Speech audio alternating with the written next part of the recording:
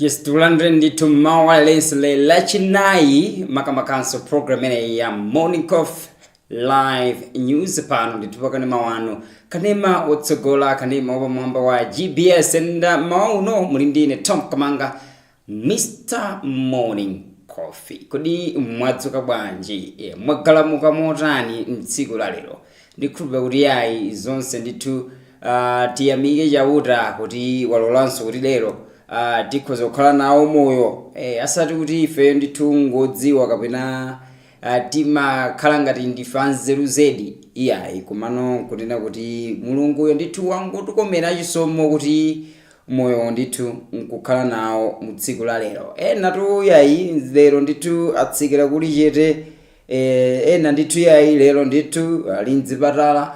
Yes, zili kuteroko ndithu kwanzathu koma ife ngati nawo moyo iyayi ndi chinthu ndithu choyenera kuti tiyamikire chauta kuti ayi ndithu zakhala choncho ndithu. Ndiperekenso moni kwa mzanga amene Romeo Khazika amenenso ndithu ali kumakina kuonetsetsa kuti zonse ndithu zikhoza kuyamba bwino monga mmene zayambira chonchi ndipo nkhani ndithu inu zilipo zambiri zomwenda kukonzeketserani katikati mwa program imeneyi kuti tigawane tidziwe kuti kuno ku Malawi kodiko kuchitika nkhani zotani kwa gwanji ndipo maiko eno ozungulira kodi kumene kunso ndithu kuli zotani ndi nchifukwa chakenso inu mayenera kuti maono aliwonse 6:30 mukhalenso muli pamenepo kutsatiranso program ineyi ya Morning Coffee Live News kupatsirani zokhazo zomwe zili zotsimikizika and chachikulu kwambiri timakhalanso tikuona ndithu ma online platforms amene amalemba nkhani zotsimikizika kupatsiranso kuti kumene konso ndithu kodi kwachitika zotani ndicho linga kuti tikhale ndi chithunzithunzi chazokhazo zenizenizo zomwe ndithu yayi zikuchitika zachitika zikuyembekezekanso kuchitika and mongofunanso ndithu kungokumbutsana kuti aphungu akhale akukumana kuyamba ndithu kukumana ndithu mawa pa 13 February 2026 ndilachisanu mawa pamene mtsogoleri wa dziko lino Professor Arthur Peter Mutharika akuyembekezeranso ndithu kuti akapereke State of Nation address yake SONA for the first time since being elected in the office and hambiri ndithu ali chiyembekezo kuti SONA imeneyi ikakhala zotani chifukwa choti yes SONA ndithu ndimene maonetsa ndithu yayi at least the road map kuti yayi kodi utsogoleri umenewu mchaka chimenechi kodi watikonzera zotani kodi mavuto amene tikukumana nawo Malawi kodi pali ndithu njira zotani zomwe boma lakhazikitsa kuti likathe ndithu yayi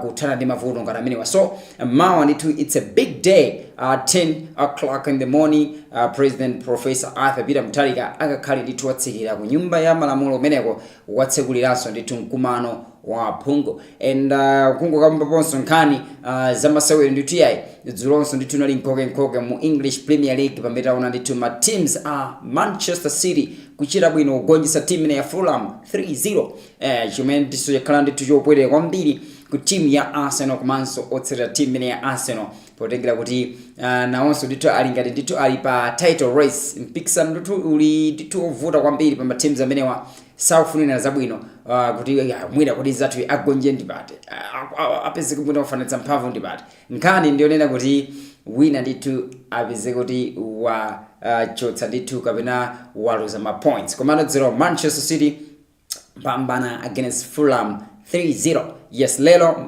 Arsenal ikhalenso ndithu ikusewera ndithu masewero amene ikhale kumati team ya Brentford ku away. Yes, so ambiri yenso akhalenso kuyang'ana kuti anyamata amene wa Arsenal zikhalenso zikuwayendera motani. So nkhani zilipo zambiri zomwe tikhale tikupatsirani mkatikati mwa program ine inu khala pomwepo pamene tangoyamba program yathu imene ya Morning Coffee Live News and choyambirira TNT ndithu pa tsamba limene la Time 360 Malawi tionenso ndi pamenepa pali nkhani zotani zomwenso ndithu tikhoza kupanga appreciate this morning and pamenepa ndithu we should start with the front page of the daytime newspaper kuti daytime newspaper kodi ili nkhani zotani and the main headline here to say is glimmer of hope report projects positive maize output. Yeah, so nkhani yakenso ndithu ndimene kuti khangati ndithu apart from lena kuti pali njala chimanga ndithu khangati kuti tikhoza napo kwambiriranso nkhani ya ma prices khangati ndithu nkanatsikirapo komanso chikukanga kuti chimanganso ndithu yayi chikhalenso ndithu chikupezeka madera ambiri and ngakhalenso madera ena ndi ena ndithu mvula kuvuta komabe chikukanga ndithu chimanga ndithu madera ena ndithu chikukanga ndithu chagwira bwino so nkhani chimanga ndithu ikone kuti yayi tikhoza kukhala nachonso ndithu in this year. And 3 more witnesses testify in area 18 violence case. Mudu wankano meneo. Malawi gets weather forecasting boost. Yes, aponso nditu nkani urelo. Loans board in race against time. Imeneso nditu nkani. Mudu wankani omwenso nditu uli pa front page of the Day Times newspaper. Makamaka lero nditu pa 12 February 2026. And tioneso kuti back page ya the Day Times newspaper kodi yenyamlanji mtsiku la lero. Pamene manditu the first headline here says Color Dream. Yes, mpinga njila Barclay I Kamuzu Stadium lease. Yeah, nkane henso nditu zikanga lukioncho kuti yayi. Tampinga njila the big boss is looking at leasing the Kamuzu Stadium. Kuti yayi mwina nditu the mighty Mukuru Wanderers. It should be mighty Wanderers. Mwina nditu nkukala nditu malo kuti kumadziko yayi mighty Wanderers nditu yayi. Ikoza nditu mwina kumakala nditu stadium. Kumabe that's what the headline is saying. Kuti ampinga njira nditu kuyangana zota mwina pange Riz stadium mene ya Kamuzu. Kumabe it's a government facility. I don't know what it's more. Kumabe that's it about the headline. 3 pros join Scotia's camp. Professionals atatu tsopano sikanga kuti join a team mene ya the Scotias pamene nditu yayi ikuyembeza kuti kwasewera mpikisano mene wako SAFA Women's Championship South Africa. Yes, Manchester United end point at West Ham. Zine zinachitika nditi last Monday. Yeah, should be last Tuesday. Yeah, team mene Manchester United inafanisa mphavu nditi ndi team mene ya West Ham. Yomwe nditi kurelegation zone mu English Premier League table. Yes, and Silver to face Caps United. Yeah, so my teams pada kalipano akangalika kuona kuti kodi this coming new season kodi achite motani ena nditu yayi ali nditu busy kuganiza kuti atole nditu maplayer ena achite beef up squad ena nditu yayi ma friendlies. So Silver Strikers akalimena kusewera ndi team ya Caps United ya should be Zimbabwe. Masewera nditu ngofuna nditu kungopimba na mphamvu as one way of preparing for the upcoming season. 10 FLA member complete training. Imeneso nditu nkhani ikutero. Zimene zininkhani zomwe zili pa back page ya the Day Times newspaper mutsiku la leloli. Tione kuti nkhani zinaso apa zikuti motani. Yes, pa Time 360 Malawi. Ati mkozi mwa akozi amiyambo yosiyana mboma la Balaka a Othane Oteo Ndau. Yes, akonza nditu mwambo umwe akuucha pre-Valentine show. I think it has to be on the entertainment. Yeah, so Valentine, it should be Friday, it's 13th, Saturday, 14th February. Yeah, so for Saturday, it's Valentine, and tsiku limene achikondi. Yes, amakhalanso nditi akuonetselana chikondi popatsana mpasto chani zimenezo. So it's Saturday. Mwina ndithu ena kumaiwana kuti yayi Saturday it's a Valentine Day. Kumabe it's not a public holiday. Malawi doesn't recognize it as a public holiday. Yes, so and is zomwe mwina ndithu ayuondi mango zichita ndithu mwano kanoka just create time. Yes, kamupita ndithu mukaje ndithu ka ice cream pa ice cream center ndithu rumizera ma gift zimakhala ndithu pa Valentine. Deputy Minister of Education, Science and Technology Francis Foray has reassured the public that the ministry will maintain quality and standards in secondary education despite the implementation of a free secondary education program. Yeah, Foray made the remarks after touring education access and quality improvement projects being implemented at Kamuzu Secondary School in Kasungo. Meanwhile, Kasungo Municipal Constituency Member of Parliament Noe Nkubi held the Deputy Minister's visit, saying it provides a platform for education authorities to present the challenges they are facing. So that's about this story. Yes, kutunduna makamaka Deputy Minister of Education anena kuti ngakhale schools ndithu zapangika azipanga kuti zikhale za ulere. Anthu ambiri ndithu kumadira nkhawa kuti komano maphunziro patsopano salowa pasi.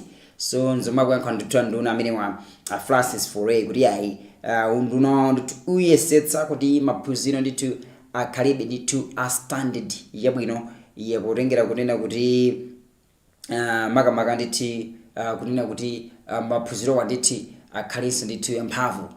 So that's what the ministry is now focusing kuti ayi maphunziro akhalebe yamphamvu ngakhale schools zili zaulere. So nkhani yake ndithu ikulere pamenepo.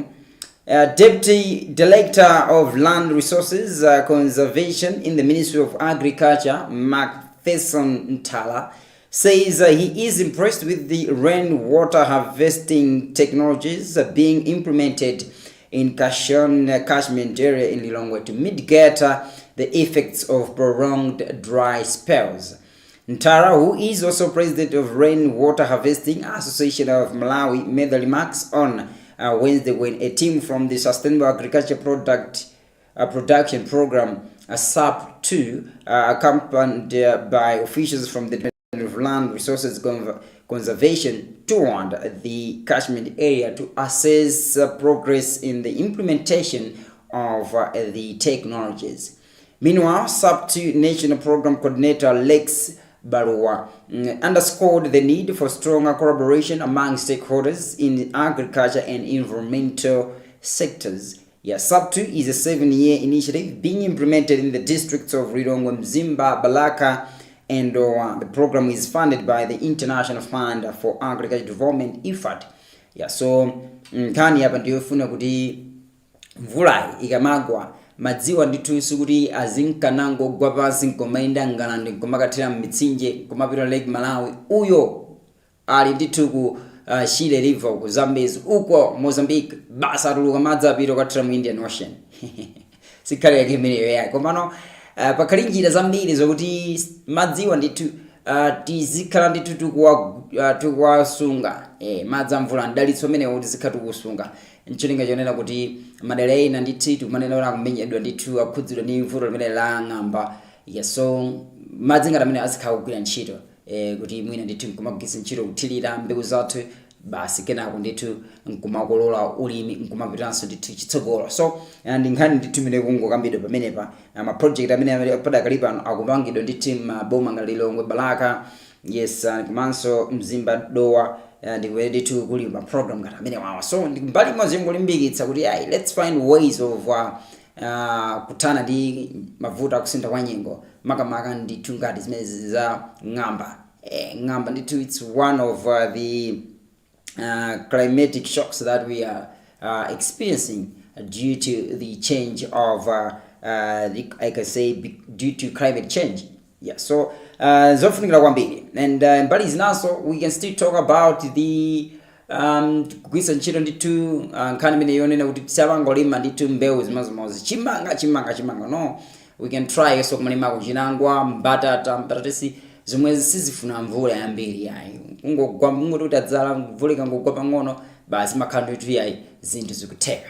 So itakhala mvula ndithu yadukwiza kaya muna kuli ng'amba at least village zimapanga survive then pabiro pake ndithu tikhala ndithu tili ndi zakudya bezokwanira. For chinangwa anthu amatha kugwiritsa ntchito ngati ufa kumapanganso ufa amene amati wakondole sima yakondole ndi simanso imodzi imene makhala yokoma zedi ya chinangwa. I don't know ngati aina munala wako sima imene very common chakumpoto kumeneko kumpoto kwa dziko lino kumeneko ndithu ena ngakhale ufa umene wa chimanga saudziwa even kwapasa sima ya ufa wa chimanga aukanirana anatayayi ife sitikuidziwa silibe imene sidayizolowere. So ndisimanso kuti ties we can still use it in the country but time tikuona kuti chimanga mwene sidinachite bwino. So nzofunikira ndithu kumatero tipitulebe kuona nkhani zosiyanasiyana ndithu zomwe tili nazo pamenepa ndithu pa Time 360 Malawi. Jay and Tiveta have formally notified and questioned the public that the qualifications from BMEC UK and EISUS are not recognized. In a verified document, Chair and TVETA CEO and Executive Director Ambulire Itimu Pili and Erwin Chiwembu Sijola, respectively, have condemned the unlawful practice of some training institutions in the academic, vocational, and technical education sector. They say these are colliding with uncredited international entities to offer unrecognized certification to unsuspecting students.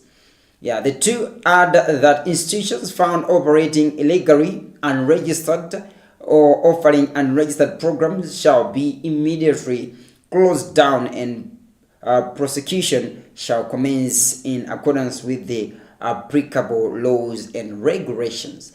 So nkana yake ndithu ndimene kuti pali ndithu sukulu zina zomwe zimaperezeka kuti zikupereka ndithu maphunziro amene sanatsimikizidwire ndi bungwe limeneli ya nche komanso TVETA.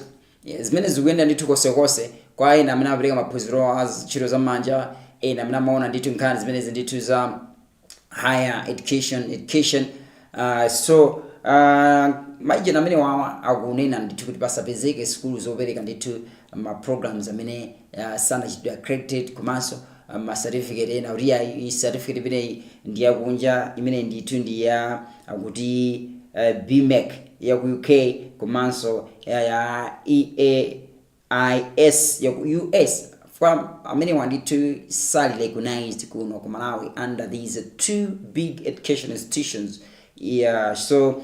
Ndikozanati zili choncho ndithu pamenepa. So akuchita ndithu kuona kuti pasapezeke masukulu ndithu zochita ndithu offer ma agent ngati amenewo. Tionenso nkhani zinapa kuti zikuti motani pamene tikupitirabe ndithu ndi nkhani zathu pamene pa Malawi pa Times 360 Malawi.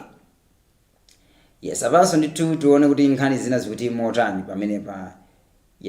The Higher Education Student Loans and Grant Board has expressed optimism to collect about 1.5 billion kwacha from former beneficiaries of the loan scheme by the end of the 2025-2026 financial year. Speaking in an interview, Loans Board Communication Manager Mire Kasonda said by January this year, they had collected over 800 million kwacha, which gives them confidence to meet the set target. Kasunda said apart from awareness campaigns, the law allows them to take to court individuals who are failing to save their loans. She said this also extends to employers who are not cooperating in deducting money from their employees who got loans from the board. Commenting on the issue, Students Representative Council for Malawi University of Business and Applied Science, Francis Alex, said they too have a role to play in promoting awareness of loan repayment responsibilities. So ningani mene ndichi kuchikiraso zata mene wa Higher Education Students Loan and Grant Board. Kuti iwo nditali chiyembekezo tatolera ndalama zokwana 1.5 billion kwacha nditu pa scheme mene ya 2025-2026 so financial year. So that's it, and tunebe nditu nkhani zina apa nditu allow me kuti ndipite nditu kumeneko pa Malawi Nation Publication Limited online tuoneso pamene panditu pali zotani mawa omeneo. Let's start by appreciating the front page of the Nation Publication Limited newspaper kuti yenyamlanso nji nkhani mtsiku la lero. Furore over M1 payments. Abapo nkhani kuti government wants to pay in kwacha, contractors want euros. Film poised that to suspend works on crucial trade route. Zukanga kuti yayi nthawi imene ndithu tunena kuti nse umene wa M1 ndithu uli pa program kapena pa plan kuti uchitidwe ndithu konzedwenso. Contractor kufuna kuti iye alipiridwe ndalama mu ma euros pamene ndithu boma la Malawi kuti ife tifuna kulipireni mmakwacha. So pali ndithu kusavana bwinobwino pa nkhani ya ma payments kuti akhale mu currency iti. Yeah, so kind of get diminished. So this might delay the project of rehabilitating the M1 road if it don't know this is figure about. Remember, we believe now with the two actually try akuvana kuno bwino kuti mwina ndithu achite motani.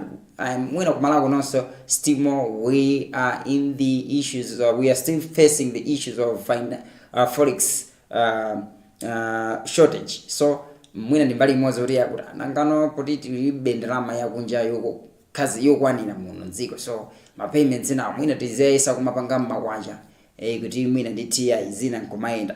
Drivers boycott offloading fuel pamene ponso nkhani ikutero. How government boxed in maize sellers. Government moves to curb graft targets procurement. Yes, zimene ziningani zimwe zili pa front page ya the Day Times News Nation Publication Limited newspaper tine choncha. And the activities on to back page newspaper omwe Sulom promises improved fixture. Yes, clubs describe 2025 season as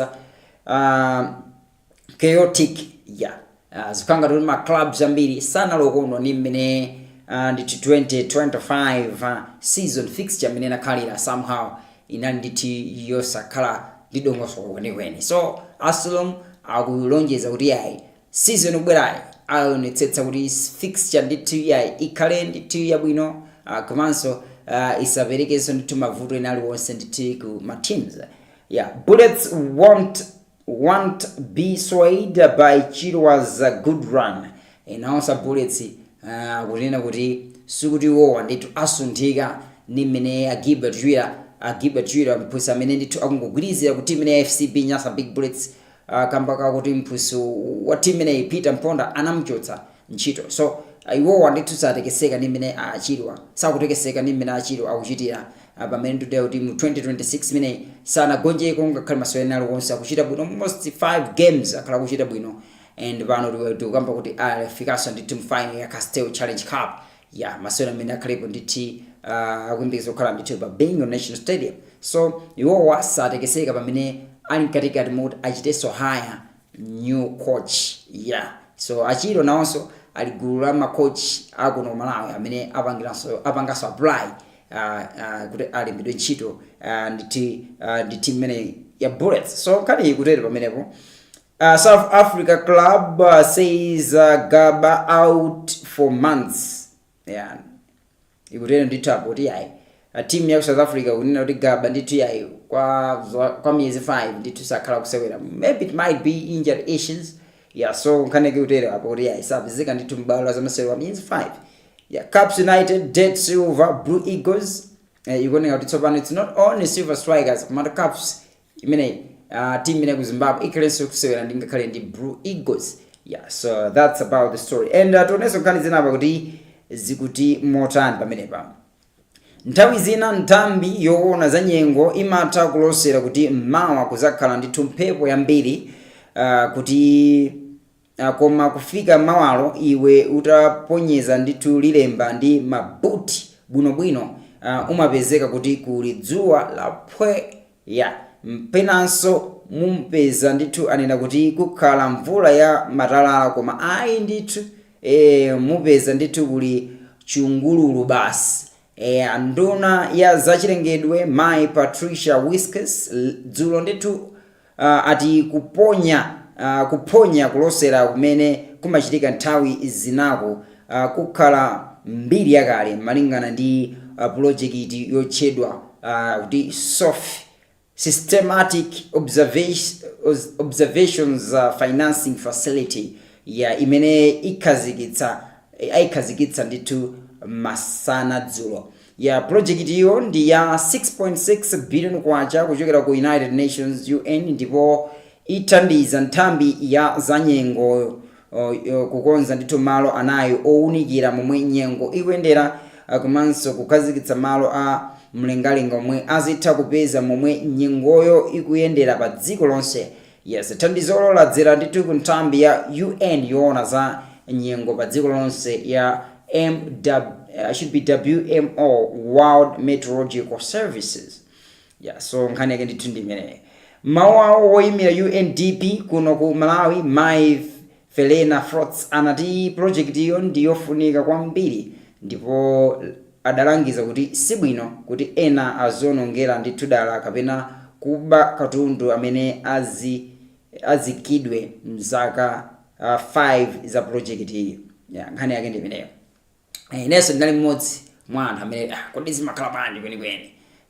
Mapezeka ndithu mawa kuti ayikhala ndithu mvula yochuluka kena nditupeza kuti mvula kulibe. Ndithu madera ako chigawo chapakati kukhala mwina mphepo yochuluka. Pezeka zimene zidachitike.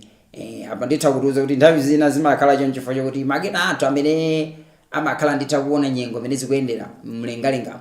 Nthawi zina tu amakhangata mwina aphonya chifukwa chonena kuti samphamvu kwenikweni. Komano thandizo lomwe likuchokera ndithu ku bungwe limene la UN akuti thandizo limene ndithu abweretsa ndithu machine amene ndalama zokwana 6.6 billion kwacha amene ndithu ayikidwa ndithu malo 5 amene timaona nkhani ndithu zokufuna kuti kodi kumwambako kuli motani.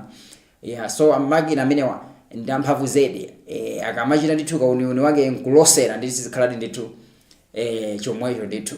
So nkhani imene ndiyabwino kwambiri ndikuti anthunso tizikhala tikudziwa kuti nyengo yamawa akuti zili chonchi ndikuti tizidziwanso kuti kodi chikhalidwe chathu chikhale motani malingana ndi ndithu weather forecasting yachitikira.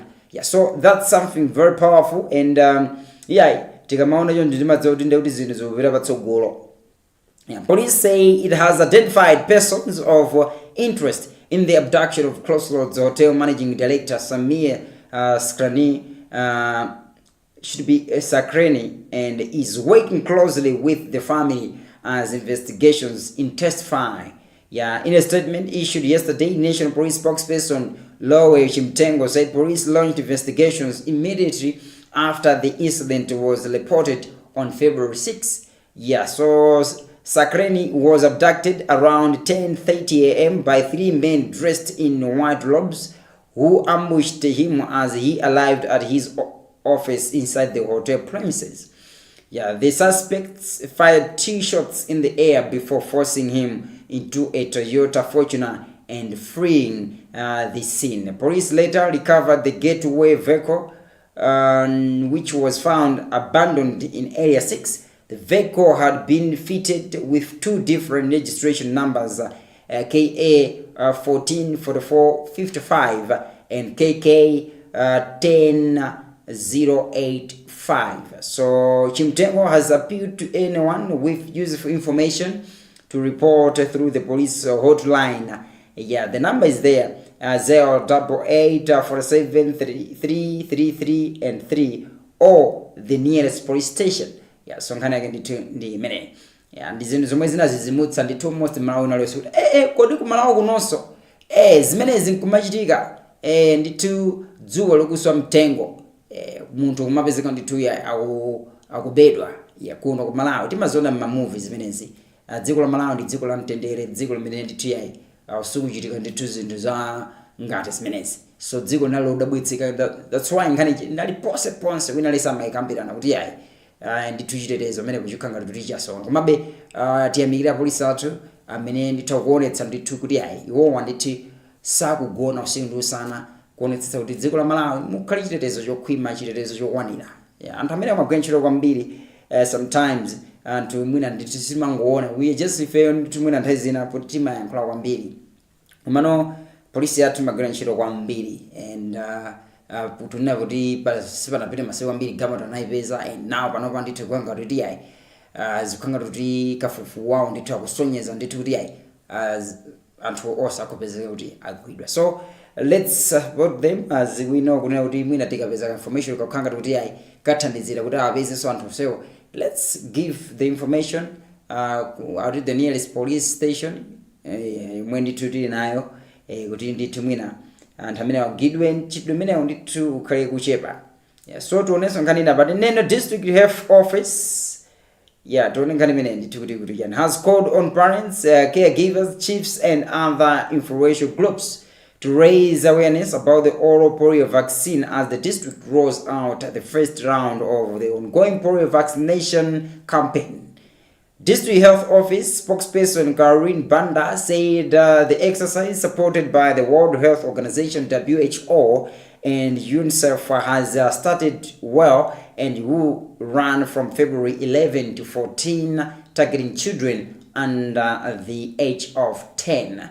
Yeah, she said the vaccine is being administered at all health facilities and temporarily outreach sites, including schools, and through door-to-door visits with the aim of reaching about 95% of the targeted population.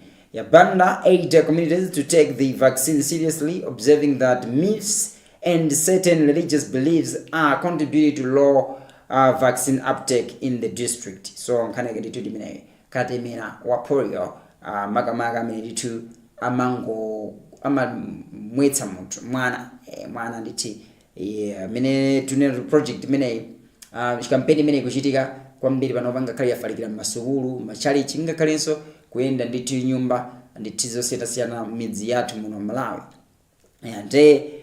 Nditungani yikutero pamene. Speaker of Parliament Samia Suleiman has challenged members of Parliament to strengthen their economic governance oversight to curb waste, data corruption, and ensure value for money. Suleiman made the call in Lilongwe during the opening of an induction workshop on economic governance and the role of Parliament, jointly organized by the United Nations Development Programme. The workshop, themed Understanding the Economic Landscape for Oversight, aims to equip MPs with their skills to navigate the national budget cycles, analyze economic policies, and enhance committee work and public engagement. So that's about the story. And that only based on kind is really standard before we move on to other online platforms. The senior resident magistrate's court in Mzuzu has fined and ordered the deportation of an Indian and Turkish national after convicting them of offenses under the Immigration Act. A statement from the Department of Immigration and Citizenship Services says Abdul Rashid was found guilty of contravening immigration permit conditions contrary to Section 37, subsection B, as read with Section 37, subsection B of the Act. Sabiha Sarikan of Turkish was convicted for illegal stay under Section 21, subsection 1, as read with Section 37, subsection B. The court ordered each to pay a fine of 25,000 kwacha or serve 6 months imprisonment in default. The court further ordered their deportation to India and Turkey respectively. Both have since paid the fines and are being held at Mzuzu prison pending completion of deportation processes. Nkani zake nditu zikutero pamenepa. Kuti zinozungoletsera kuti nditu anthu amaiko ambiri zike zamaiko akunji zikumalowa mdziko mwathu muno kumaphwanya ndithu malamulo athu ndithu immigration. So zikuchitika zimenezi. So this is a sign kuti ndithu alipo ambiri akukhala kuno kumalawi mopanda ndithu mapepala owayeneleza, so zimenezi to give threat to the security of the nation. That's why ndithu timaona almost dziko lililonse limakhala nchidi kumadziwa ndithu kuti kodi mdziko muno muli anthu ati kodi anthu amene amabwerawa akulowa ali ndi mapepa owayeneleza akuzatani tipakhala kunoku kwa nthawi yochuluka motani. So zinthu ngati zimenezozo ndithu mayiko amafuna zitsatira bwino. So that's about the story. Ndetu oneme ndithu ngani ziwiri zitatu, and this time allow me kuti ndipiteso pa Zodiac Online tionese kuti pamenepo pali ngani zotani zomwe tikozanso ndithu kugawana umenewo. Pa Zodiac Online pamenepa kuti pamenepanso pali nkhani zosiyanasiyana. Ndeti uone kuti nkhani yambirira tikhoza ndithu kugawana nkhani iti pamenepa. Special Needs Education CNE students, teachers who finished their diploma education at Matching Teachers Training College in 2024 are yet to graduate. Development, they say, is depriving some teachers opportunities to seek further education and employment. President of the Students Representative Council Fatsani Milanze, who says the program was opened and a distance learning ODL program by Montfort College, said since 2024 they have been engaging the college and ministry officials, but nothing is happening. Milazi said as if that is not enough, the government is also owing them practical allowances for 4 months amounting to 80,000 kwacha each, and he said at first there were 200 students, teachers, but 22 dropped along the way. Yes, education commentator Wesley Mwambakuru has described the delay by government to hold graduation for the special needs education students, teachers, as a big blow not only to the teachers but also the SNE learners. Authorities at the Ministry of Education have reserved their comment on the matter. Yeah, so timadziwa kutenda kuti aphunzitsi amene wawa a special needs ndaziphunzitsa amene amakofunikira kwambiri. Tikamakamba ndithu kuti ana amene amakandi ma special needs kandi ma primary makamaka azitha ndithu kuphunzira bwino ngati amene amaphunzira mwana wina aliyense walungalunga. Yeah, so as amenewa ndofunikira. So we believe nena kuti nditi EI graduation ya teachers amenewa ichitike ndithu boma liwererepo ndithu zinthu zimene ziteke kuti anthu amenewa ndithu akhozanso ndithu EI kulembedwa ntchito malo osiyanasiyana, not only in government but also in the private sector. Yeah, ndikuti zithandiziranso kunena kuti ma special needs students akhalinso ndithu akulandira maphunziro bwino. Yeah, so anthu amene ndiofunika kwambiri neti kumamva nkhani zimenezi sizikhala ndithu zomveka bwino ndithu. The Public Accounts Committee of Parliament has confirmed George Partridge as the Reserve Bank of Malawi RBM governor following his appointment by President Peter Mutharika. RBM Public Relations Officer Boston Maliketi Banda has confirmed yesterday that the central bank has received official communication on the matter. At RBM, he joins Deputy Governor responsible for economics and regulation, Henry Matanga, Deputy Governor responsible for operations, Kisu Simwaka, and Executive Director responsible for corporate services, Mese Kumbatira. Before his appointment, Partridge served as Minister of Industrialization, Business, Trade and Tourism in the current government administration. So, apungu nitonyimbe malamu atsimikizira kusankhidwa kwa Judge Partridge kukhala ndi mkulu wa banki yaikulu imene ya reserve kuno ku Malawi. So zimenezi ndithu zikutsatira pamene mtsogoleri wa dziko la Professor Peter Mutharika anawasankha ndithu Judge Partridge kuti akhale ndithu Reserve Bank Governor and to kuwachotsa ndithu kunduna amene wa the trade. So that's about the story. And tionenso ndithu kuti program yathu ndithu tikali kupitira motani, as this time we just want to go for a short break. Tionene kanyimbo kameneka, then I'll be back with entertainment news stories as well as sports news. Keep Ntimatenga ukhale wako nzakukonda ndine wako. You're my darling, you're my darling, you're my darling, you're my darling. Ntimatenga ukhale wako nzakukonda ndine wako. And you're my darling, you're my darling, you're my darling, you're my darling. Zanene bwanje uti yazatsiwe inene makufila nimbe bwanje. And tell him how you make me feel, baby, ndiulule bwanje. Iwe akwanu watiwe bwanje kutende kutengene ndilindi plani. Honey bunny, would you stand by me forever, mommy? Ngalile I chifuka nzakukonda, you know I never lie. And this is a visa, baby, ndiulule bwanje. Iwe akwanu watiwe bwanje kutende kutengene ndilindi plani. Honey bunny, would you stand by me? Ntimatenga ukhale wako nzakukonda ndine wako. And you're my darling, you're my darling, you're my darling, you're my darling. You ain't in my thing. Ukhale wako nzakukonda ndine wako. And you're my darling, you're my darling,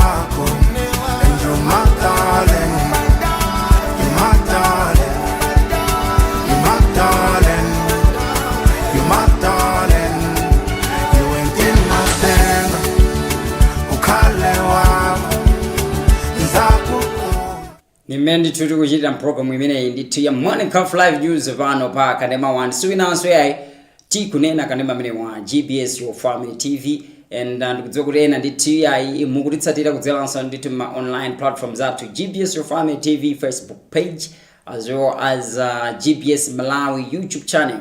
Ngati simunachinde ndithu follow ma page amene wapachitani ndithu pongo search GBS Your Family TV ndikuti niyo ndithu yayi mutitsatira pa Facebook page yathu ma programs ambiri makhalanso kuponyedwa pamenepo ndi zina zambiri komanso GBS Malawi YouTube channel ndikuti nanunso ndithu yayi mukhalanso kutekera kuti kudzera pa YouTube muzitsatiranso ndithu ma programs athu makhalanso ndithu yayi wonetsedwa pamenepo masiku anthu dziko is going digital. Yes, technology is advancing each and every time, so tiziyena ndi dziko. It's not every time we can be inside the house in the sit room but one nditi kanema whatsoever. No, we can still be in the office kuone nditi ma program. Okay, papa ka program yako ndi maitsata, still you follow that program while you are in the office kapena malo ena ake. Yes, so masiku ndimene zinthu zikukhalira. Yes, tipitiza ndithu program yathu kuona nkhani za msangulutso this time kuti nkhani za msangulutsozi zikuti motani. Tisaiwale kunena kuti ndithu ya Valentine is just around the corner. Is just around the corner. Saturday 14th of February ndi imene ndithu ndi Valentine. Yes, and since kuti yayi tsiku limene ndithu mwakonzekera zotani achiondo wanu. But no, it's not just to inetu ndibe chibwezi, ine ndibe akazi, ine ndibe amuna. You can also show the love to someone whom you love. It's just a family relative, a friend. Still, you can show your love to them. It's not really basi girlfriend and boyfriend, wife and the husband only. Still more because you don't participate in Valentine. Ponetsa mukhoza watenga nditachi mwene anu mene mavana nawo bwino mawakonda tiye nditi tipite kwakuti tikasangalale tikajika pizza zachonchozo ndithu zokomaso. Yes, nkhani za msangulutso ndi pa time 360 Malawi. Tione pamene pati nkhani za msangulutso zikuti motani. Pofuna kukonderera tsiku la chikondi la Valentine, malo a chill spot mosogozedwa ndi mapopa mpaka mboma la Mchinji akoza ndithu phwando la mayimbidwe lomwe libweretsa pamodzi oyimba osiyanasiyana. Malingana ndi amphaka aka ndikoyamba iwowa ndithu kutero ndipo akufunitsitsa kuti anthu adziwe kuti chikondi ndi chofunika kwambiri kwa wina ndi mzake.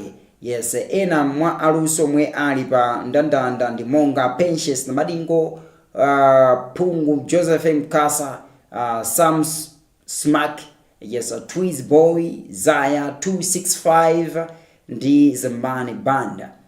Ameneko Jane akali ndite akutsegulira gulmene la Zambani masa kuti Doc Patience na Madingo will be there. Komanso osaiwa nditi Pungu Joseph Mkasa amenesa nditi tikamanena anthu amene amayimba nyimbo za tanthauzo, nyimbo nditi zautenga nditi nda gulmene ina Joseph Mkasa. Ngani nape kunena kuti woyimba kaso yemwe kuchuka kwake ndithu kudafika pa mponda chimera ndi nyimbo ijamati mbali yakuno. Wakanitsitsa ndithu kwa mtuwagalo kuti nyimbo zake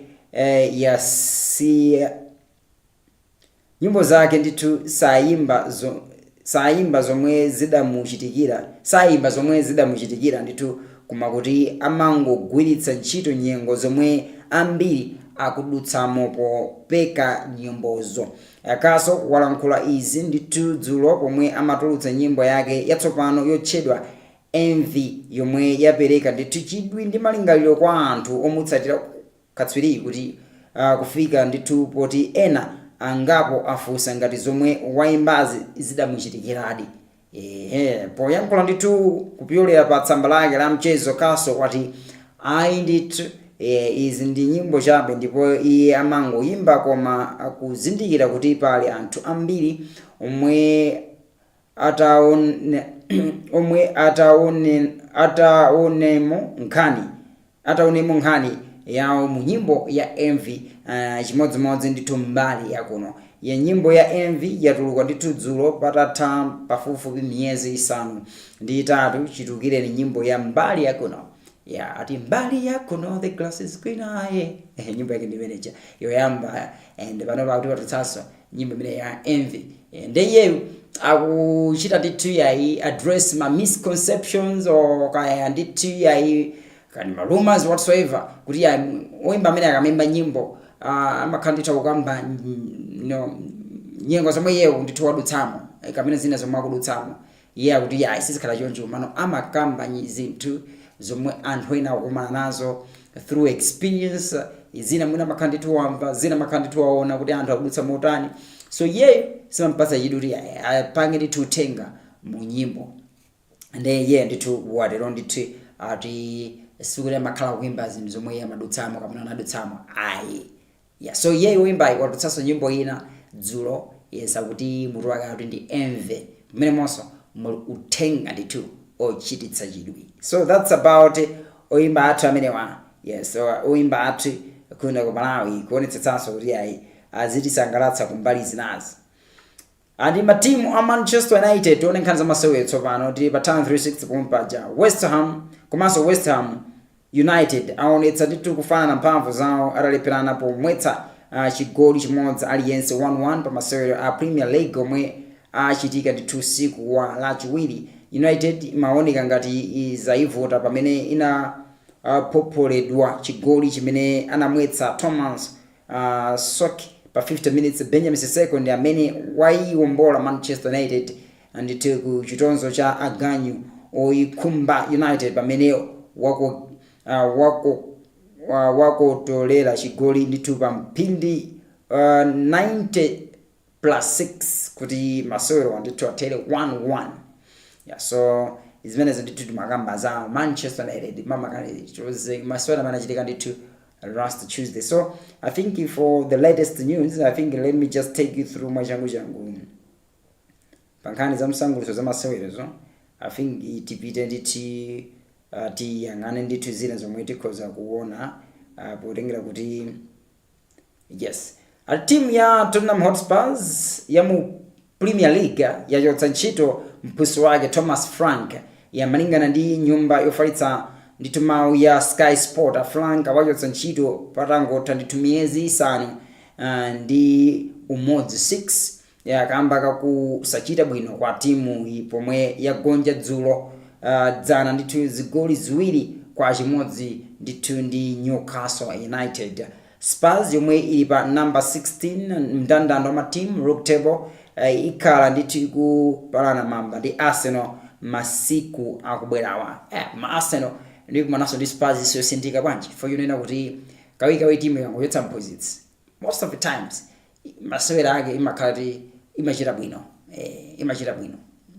zimakhala chocho kawikawi sinanga ma players achimakhala they are motivated kuti kandi amene ndithu ali interim coach yo kandi new coach obwera amati ndizigulire malo mwina ndithu amene ndithu naise ngumanitenga ngati ne regular agent wake player wake so team kawikawi kachotsa coach imachita bwino so Arsenal ikhale ndithu samalitsa ndi Spurs ngakhale ndithu mbiri manena imaonetsa kuti Arsenal imachita bwino nthawi zambiri koma ndi team ya Tottenham Hotspurs. Kumabe that's about the news and tuone kuti zinonso kunali masewera otani makamaka mu English Premier League.